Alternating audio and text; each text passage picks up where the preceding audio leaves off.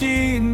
နေတဲ့ရန်ဝီနဲ့သူလမ်းရှုံနေတဲ့ပျော်ရွှင်တဲ့မကြတဲ့လေးငယ်တွေအတွက်အိမ်မက်တွေဟာတိတ်ဆိတ်နေကဘာကြီးငြိမ်းချမ်းပါစေချလင်းရပြန်ထိုးပါစေစပိတ်ကြကလေးငယ်တွေ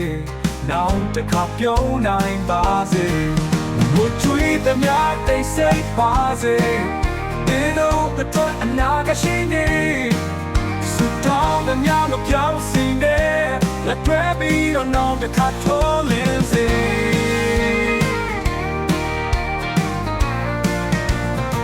ရပုံဆွဲဖို့ခဲမြတ်ရှိကစားဖို့ကွင်းလဲမျောလင်းနေရရေရွယ်ချင်းတန်ဖို့မသိရတဲ့စစ်ပွဲချာကလူပညာမဲ့တာ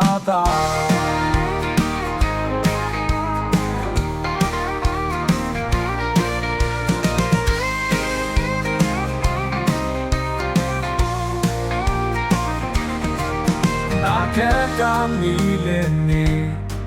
အမောင်ထဲမှာမျောလင်းချက်လက်တွဲပြီးတော့တူတူဒီငါတို့တန်ကြီးပါစေဝတ်ချွေးသမျှတိတ်ဆိတ်ပါစေမင်းတို့အတွက်အနာဂတ်ရှိနေ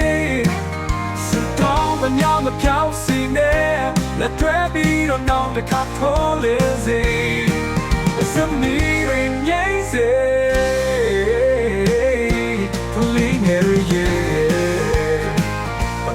ပြောနိုင်စေ